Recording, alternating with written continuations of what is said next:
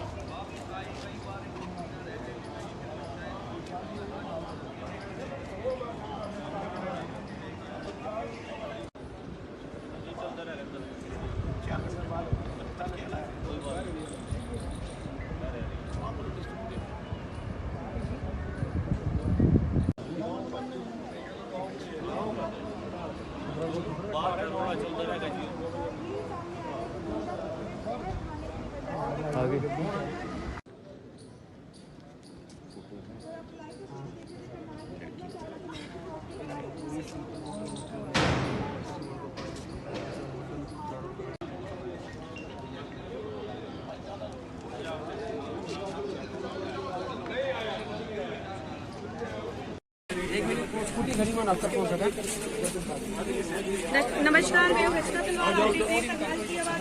आप देख सकते हैं महिला की फिलहाल शव की किस तरह से ससुराल पक्ष के हाथों एक और चढ़ी महिला।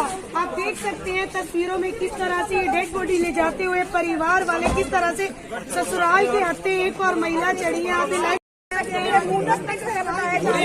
इसी तरह से डेड बॉडी लेकर जाते हुए परिवार वालों को देख सकते हैं कि आप बीत रही होगी परिवार वालों का किस तरह से ससुराल से किस परिस्थितियों में हत्या कर दी जाती है। आप ये देख सकते हैं लाइव तस्वीरें करनाल के शव गृह के पास एम्बुलेंस में से शव को लेकर जाते हुए परिवार वाले क्या इसी दिन के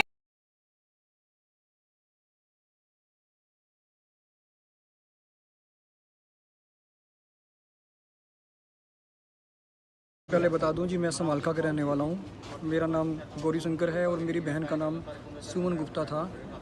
ये 2002 में मेरी बहन की यहाँ मुन्नत में मैरिज की थी हमने।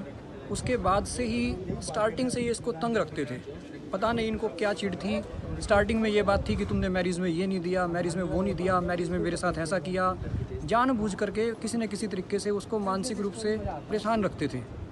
और फिर उसके बाद लास्ट के दिनों में कई बार पंचायत भी हुई। इसमें पंचायत होने के बाद माफ़ी मांग के हमेशा लेके जाते थे और ये कहते थे कि आइंदा दोबारा ऐसा नहीं करेंगे। अभी लेकिन कुछ दिन पहले से ही मेरी बहन ने मेरे पास फ़ोन किया कि ये साथ में सल्फास की गोलियां रखता है जेब में और एक सुसाइड लेटर बना के रखा हुआ है जिसमें मेरे को भी आरोपी बनाया हुआ है और तुम सबका नाम लिखा हुआ है। और ये इस तरह का दबाव बनाता है कि अगर तूने मेरे सामने मुंह खोला या उसके बाद अपने घर वालों से कोई बात करने की कोशिश की तो मैं ये सुसाइड लेटर लेकर के जहर खा के मर जाऊंगा। और उसके बाद में मैंने अपनी बहन से कहा कि बहन तुझे घर बसाना है तो अगर इसकी ये मर्जी है कि ये चाहता है कि भाई किसी से भी बात ना कर, तू बात ना किया कर और सिर्फ मेरे से ये बता दे कि अगर किसी भी तरह से ये तेरे को मारपीट करते हैं या कोई भी बात तेरे को परेशान करते हैं तो मेरे को बता देना। उसके बाद मेरी बहन ने फ़ोन किया कल परसों कि ये मेरे को बहुत ज़्यादा मानसिक रूप से प्रताड़ना दे रहा है, मैं सहन नहीं कर पा रही हूँ। तो मैंने इनसे कहा कि भाई अपना जो है ना एक बार इसके भाई से बात कर। उसने भाई से भी बात की लेकिन उसके बाद भी कोई हल नहीं निकला। उसके बाद कल की बात है कि मेरे भांजे का फ़ोन आया लगभग 5 बजे के करीब और उसने कहा कि मम्मी मेरे को ही मारा है जी। अच्छा। मेरे को जब ये हॉस्पिटल में इसको हॉस्पिटल ले जाना नहीं चाहते थे, मेरे को जबरदस्ती हॉस्पिटल ले गया। मतलब एक बार इसको बचा लो। फिर उसके पति ने मेरे को मारा, फिर भी मैंने सोचा मैं इसको बचा लूँ। मैं बड़ी ज़बरदस्ती से हॉस्पिटल ले गया। फिर मेरे को कह रहे थे अगर हॉस्पिटल में ले गए तो पुलिस केस बन जाएगा।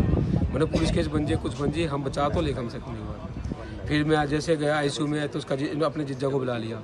फिर जीजा ने मेरे से हाथ पाई करी है। कौन से हॉस्पिटल में? श्री हरि हॉस्पिटल में। वहाँ के कैमरे में सारी फोटो है हमारे को, मतलब इनको अपराधित करते हुए। लेकिन हमने कहा था तुम जो मर्जी कर लो, हमें इसको बचा ले। डॉक्टर को हमने बड़ी रिक्वेस्ट करी बचाओ, लेकिन इसकी किस्मत में नहीं था ऐसा कुछ। तो मौके पर सबसे पहले आप पहुंचे? मैं पहुंचा था हॉस्पिटल में।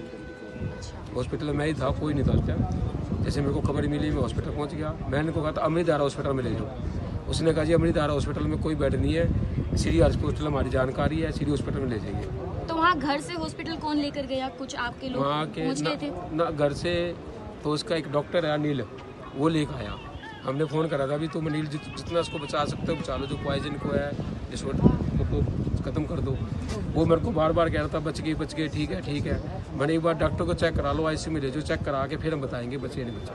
जी हमारा हक बनता है कि हम अपने भाभी को अपने घर लेके जाएंगे और अपने ससुराल पक्ष में उनका दाह संस्कार हो, पर लेकिन जबरदस्ती उन लोगों ने कितनी हमने हाथ पैर कम से कम 50 बार पैर पकड़े उनके। प्लीज रिक्वेस्ट है आपसे हमारे डेड बॉडी, क्योंकि किसी भी महिला का दाह संस्कार उसके ससुराल में होना चाहिए, मायके में भी नहीं होता। उनका कहना है कि बेटी को मारा है तो हम क्यों दें, उनका कहना है।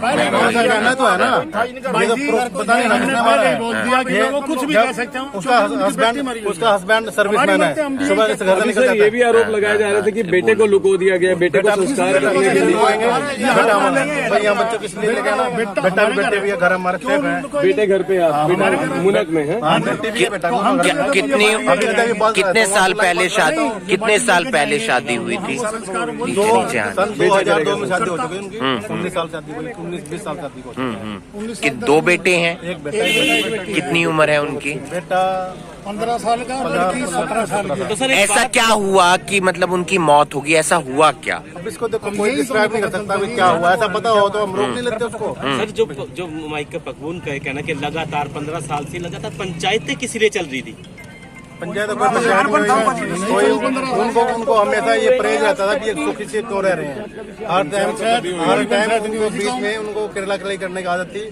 नहीं, पंचायतें किस विषय पे रही? पंचायतें जो गाँव के पंचायत तो कोई हुई नहीं, उनका कहना कि पंचायत यहाँ इस समय पूरा गांव ही समझो आप मौजूद है। फैमिली मैटर था, किसी से पूछो क्या पंचायत हुई? मेरा कोई इशू है तो मैं मेरा ब्रदर जाएगा, मतलब बेटे को लुकोए नहीं किया, बेटा ही संस्कार करेगा। अभी जा रहे हैं हम, जाके जा रहे हैं, समालका जाएंगे आप लोग, पूरा गाँव जाएगा। आपका नाम, आप क्या लगते हैं? कल श्री हॉस्पिटल से सूचना प्राप्त हुई थी कि सुमन नाम की लेडीज है जो जहर खाने से दाखिल हुई है और उसकी मृत्यु हो गई है।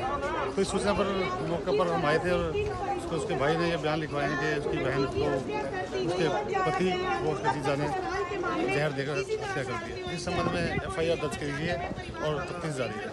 तो FIR किन के खिलाफ हुई है सर? FIR एक तो पति के खिलाफ हुई है और एक जीजा के खिलाफ, राजेश के खिलाफ हुई है। तो सर अब क्या कहना है? मायके वालों को आरोप लगाया जा रहा है ससुराल पक्ष की उन्होंने जहर दिया है। जी, ये आरोप लगाया पति और उसके जीजा ने उसको जहर दिया। अब क्या करवाया गया? बस पोस्टमार्टम करा दिया गया।